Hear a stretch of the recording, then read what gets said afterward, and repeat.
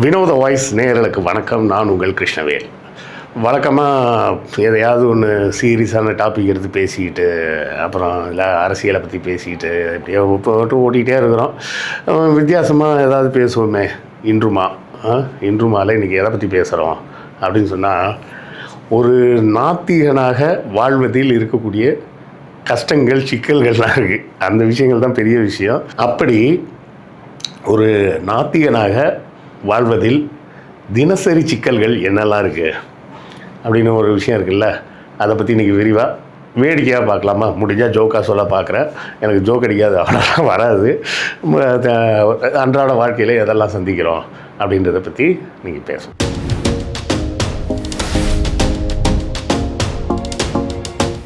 அதாவது நான் ஒன்றும் பிறந்தப்பவே நாத்திகன்லாம் கிடையாது. ஆனால் உண்மை என்னென்னா, எல்லா குழந்தைகளும் பிறக்கும்போது நாத்திகர்கள் தான். அவங்களுக்கு கடவுளை பற்றிலாம் தெரியாது. அவங்க அப்பா அம்மா கடவுளை பற்றி இன்ட்ரடியூஸ் பண்ணி கடவுளை பற்றி எல்லா கதையும் சொன்னதுக்கப்புறம் தான் அந்த கடவுளையே கும்பிட ஆரம்பித்து பக்தியாக மாறுறாங்க. அது இந்து மதமாக இருக்கலாம், கிறிஸ்தவ மதமாக இருக்கலாம், இஸ்லாமிய மதமாக இருக்கலாம்.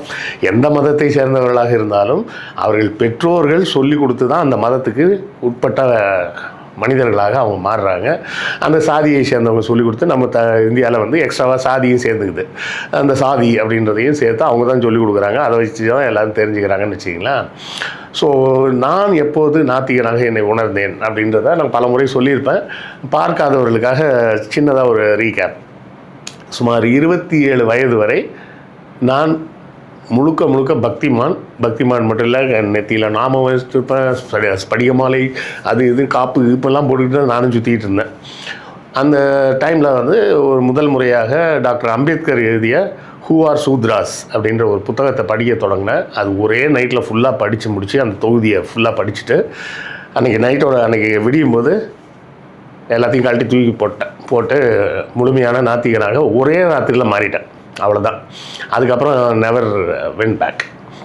இப்போ என்ன பிரச்சனைன்னா, நாத்திகனை ஆகிறது ஈஸி அப்படின்னு முதல்ல நாத்திகன் ஆகிறது கஷ்டம் அப்படின்னு நினச்சிட்டு இருந்தேன். நாத்திகன் ஆகிறதே ஈஸியாக தான் இருந்தது. ஆனால் அதை உங்கள் வீட்டில் சொல்கிறது இருக்குது பார்த்தீங்களா, நான் நாத்திகன் அப்படின்னு, அது ஒரு பெரிய சிக்கல். அது ஒரு பெரிய அட்வென்ச்சர்னு வச்சிங்களேன். கிட்டத்தட்ட அப்போ 27 வயது எனக்குன்னு வச்சிங்களேன். அதுலேருந்து ஒரு 2 ஆண்டுகளில் என் தங்கைக்கு திருமணம் முடிஞ்சது. திருமணம் முடிஞ்ச உடனே அப்போல்லாம் நான் எங்கள் வீட்டில் டிக்ளேர் பண்ணவே இல்லை நான் நாத்திகன்னு. அப்போது எனக்கு திருமணம்னு சொல்லி பொண்ணு பார்க்க ஆரம்பிக்கிறாங்க. அப்போ தான் நான் எங்கள் அப்பா கிட்ட சொல்கிறேன், அப்பா இந்த மாதிரி இப்போ நான் திருமணம் எனக்கு சுயமரியாதை முறைப்படி வேணும். எனக்கு பார்ப்பனர்கள் பூஜை பண்ணி அந்த மாதிரிலாம் சடங்குகள் இல்லாத திருமணம் பண்ணணும்.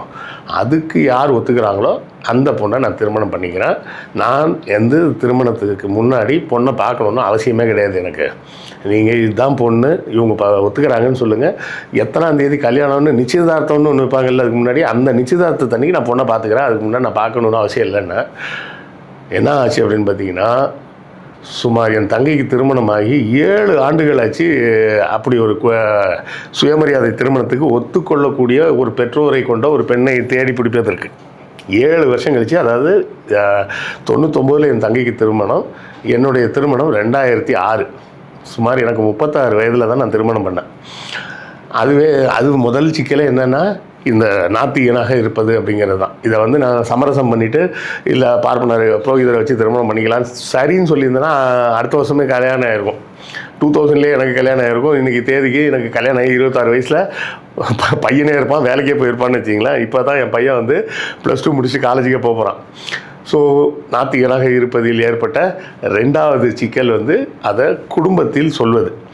3வது சிக்கல் என்னென்னு பார்த்தீங்கன்னு வச்சிங்களேன், நம்ம எங்கள் வீட்டில் இருந்தாலும் சரி, வேறு எங்கே போனாலும் சரி, காலையில் எந்திரிச்சோடனே பார்த்தா எல்லாம் பூஜை பண்ணிகிட்டு இருப்பாங்க. நான் என்ன பண்ணுறது? சும்மா உட்காந்துருக்கணும். அவங்களுக்கு என்னை வச்சுக்கிட்டு பூஜை பண்ணுறதே ஒரு சில நேரம் சங்கடமாகவும் இருக்கும், ஒரு சில நேரம் கெத்தா பற்றியா நாங்கள்லாம் பூஜை பண்ணுறோம் அப்படின்ற மாதிரியும் சில பேர்லாம் இருக்கிறாங்கன்னு வச்சுக்கோங்க. ஸோ காலை மார்னிங் ரிச்சுவல்ஸ் அப்படிங்கிறது ஒரு பெரிய கூத்தாக இருக்கும். அதே மாதிரியே பார்த்திங்கன்னா, ஃப்ரெண்ட்ஸ் அண்ட் ஃபேமிலிஸோடு போகும்போது நம்ம ஆளுங்க பெரும்பாலும் போகிறது எங்கே போவாங்க? கோயிலுக்கு போவாங்க, வேறு எங்கேயும் போக மாட்டாங்க. இங்கேருந்து திருவண்ணாமலை போனேன், கோயிலுக்கு போனேன், இங்கேருந்து காஞ்சிபுரம் போனேன், கோயிலுக்கு போனேன், நம்மளையும் இப்படி இழுப்பாங்க, வா போவோம் அப்படின்னு. கோயிலில் போய் நம்ம என்ன பண்ண போகிறோம்? இந்த மாதிரி கோயில்கள்லாம் நம்ம சின்ன வயசில் சுற்றியாச்சு நாத்திகராக இருக்கிறதுக்கு முன்னாடி. இப்போ கோயிலுக்கு போனால் என்ன பண்ணுறதுனே ஒன்றும் தெரியாது. நீங்கள் உள்ளே போய் சாமி கும்பிட்டுவாங்க, நான் வெளில உட்காந்துருக்கேன்னு சொல்லவும் முடியாது. சொன்னால் இல்லை நீ உள்ளே என் கூட வரமாட்டியா அப்படிம்பாங்க. இப்போ என் மனைவி வந்து கோயிலுக்கு போகணும்னு சொல்லுவாங்க. என்னையை விட்டுட்டு வேறு யார் கூட போவாங்க? நான் கோயிலுக்கு போகணும், நீயும் வரமாட்டேன்னு சொன்னால் அப்புறம் நான் எப்படி கோயிலுக்கு போகிறது அப்படிம்பாங்க. அப்போ வேறு வழி இல்லாமல் கோயிலுக்கு போக வேண்டியதுதான். கோயிலுக்கெல்லாம் போவேன், மனைவியோட துணைக்கு போவோம். அவங்களுக்கு கம்பெனி கொடுக்கறதுக்காக போவேன். ஏன்னா தனியாளாக போயிட்டு சாமி கும்பிட்றது போர் அடிக்கும் அவங்களுக்கு, இங்கேருந்து ட்ராவல் பண்ணுற டைம் அது இதுன்னு.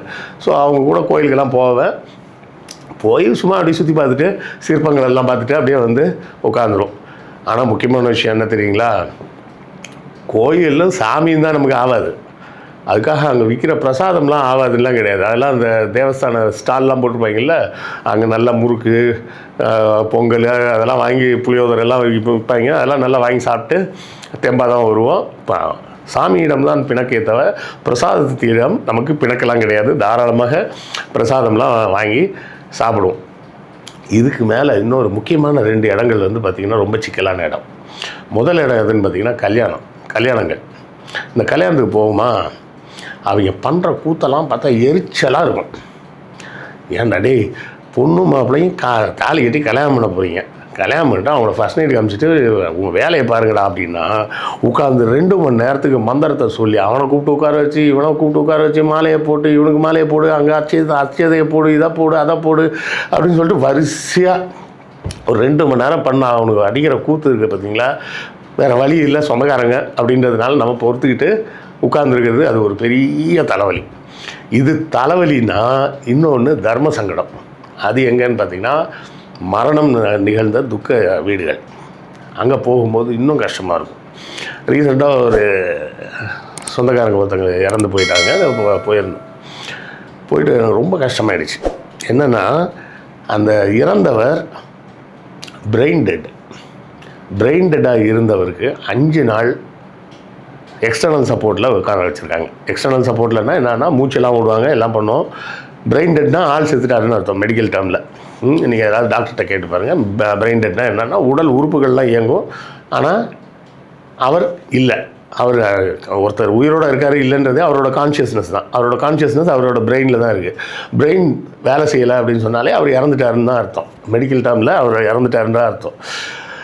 என்ன ஒரு நல்வாய்ப்பு அந்த குடும்பத்துக்கு கிடச்சிருந்துருக்கு அப்படின்னு கேட்டிங்கன்னா, அவரது கண், இருதயம், கிட்னி, லிவர் இது எல்லாமே தானம் பண்ணியிருக்கலாம். ஏன்னா பிரெயின் டெட்டாக இருக்கிறவங்களுக்கு மட்டும்தான் உடலில் இருக்கக்கூடிய மற்ற உறுப்புகளை இன்னும் நல்ல விதமாக போய் சேரக்கூடிய மாதிரி செய்ய முடியும். ஆனால் அந்த குடும்பம் என்ன செஞ்சாங்க, அந்த 5 நாளும் அவருக்கு எக்ஸ்டர்னல் வெண்டிலேட்டர் சப்போர்ட் கொடுத்து வச்சுருந்து அதுக்கப்புறம் தானாக ஹார்ட் நின்னதுக்கப்புறம் இறந்துட்டாருன்னு ஒரு 5 நாள் மெடிக்கலி பார்த்தா அவர் 5 நாளைக்கு முன்னாடி இறந்துட்டார். இதை வந்து நான் பேசும்போது உங்களுக்கு ஈஸியாக சொல்லிடுறேன். இது என்னால் எப்படி அந்த குடும்பத்தை சேர்ந்தவர்கிட்ட யார்ட்டையாவது சொல்ல முடியுமா? மனசுக்குள்ளே இருக்கும், ஆனால் சொல்ல முடியாது. இவ்வளோலாம் பேசுகிறியா என்னடான்னா என் பையன்ட்டு தான் தெளிவாக சொல்லியிருக்கிறேன். எப்பா, நான் வந்து உங்கள் அம்மா சாகிறதுக்கு முன்னாடியே நான் செத்துட்டாலும் சரி, இல்லை உங்கள் அம்மாவுக்கு அப்புறம் நான் செத்தாலும் சரி, என் பாடியை கொண்டு போய் எரிக்கிறேன் புதைக்கிறேன்னு எந்த வேலையும் பண்ணிகிட்டு இருக்காத. கவர்மெண்ட் மெடிக்கல் காலேஜில் ஃபோன் பண்ணி சொல்லி வந்து எடுத்துகிட்டு போக சொல்லு. நான் ஒரு 100 பசங்க படிக்கிறதுக்கு என் உடல் யூஸ் ஆகட்டும் அப்படின்னு சொல்லிட்டு போயிட்டேன்னு சொல்லி வச்சுருக்கிறேன்னு வைங்களேன். இது வந்து என்னால் என்னை பற்றி என் பையன்கிட்ட சொல்ல முடியும். இன்னொரு குடும்பத்தில் போய் நம்ம அதை சொல்ல முடியாது. அவங்களே துக்கத்தில் இருக்காங்கன்றப்போ நம்ம இல்லை அந்த இறந்தவர் 90 வயசில் கூட செத்து போயிருக்கலாம், இல்லை 100 வயசில் கூட செத்துருக்கலாம். எத்தனை வயதில் இறந்தாலும் அந்த குடும்பத்தை பொறுத்தவரை அது ஒரு துக்கம்தான். அப்போ அங்கே போயிட்டு நம்ம ரேஷனலிசம்லாம் பேசிகிட்டு இருக்க முடியாது. முக்கியமான பிரச்சனை என்னென்னா 24 ஹவர்ஸும் ரேஷனலிஸ்ட்டாக இருக்கிறதே ஒரு பெரிய பிரச்சனைங்க. சில டைம் வீடுகளுக்கு போவோம். போனோன்னா அந்த குழந்தைய கூப்பிட்டு விபூதி எடுத்து இல்லை குங்குமத்தை எடுத்து கொடுத்து மாமாட்ட போய் ஆசீர்வாதம் வாங்கிக்கோ அப்படிம்பாங்க. நான் குங்குமம் வச்சு விட மாட்டேன், விபூதி வச்சு விட மாட்டேன்னு சொன்னால் அந்த குழந்தைய ஆசீர்வதிக்க மாட்டேன்ற மாதிரி அர்த்தமாயிடுது. சரியா? சரி, என்ன பண்ணுறதுன்னு யோசிச்சு பார்த்தா பெரியார் வாழ்க்கையிலே ஒரு சம்பவம் நடந்தது. அந்த சம்பவம் டக்குன்னு ஞாபகப்படுத்திக்கிட்டு, ஏன்னா அப்பப்போ நமக்கு வந்து வழி தேடுது இல்லை, அந்த வழிகளை எப்படி தேடுறதுன்னு. ஏன்னா ஒரு முறை மேடையில் இருக்கும்போது பெரியாருக்கு குன்றக்குடி அடிகளார் வந்து நெத்தியில் விபூதி பூசி விட்டார். பெரியார் குன்றக்குடி அடிகளார் போகிறவரை அதை அழிக்கவே இல்லை. ஏன் கேட்டதுக்கு அவர் சொன்னார், அவருக்கு தெரிந்த முறையில் எனக்கு மரியாதை செலுத்துகிறாரு. அவர் இருக்கும்போது நான் அதை அழிச்சேன்னா அவரை அவமதிக்கிற மாதிரி ஆகிடும் அப்படின்னு அவர் சொல்லியிருக்காரு. ஸோ நானும் அதையே இப்போ புரிஞ்சுக்கிட்டு அந்த குழந்தைங்களுக்கு விபூதி பூசி விடுறது. ஆனால் சில இடங்களில் மாமாட்ட ஆசீர்வாதம் வாங்கிக்கணும் காலில் விட சொல்லுவாங்க. அது என்னால் ஒத்துக்க முடியாது.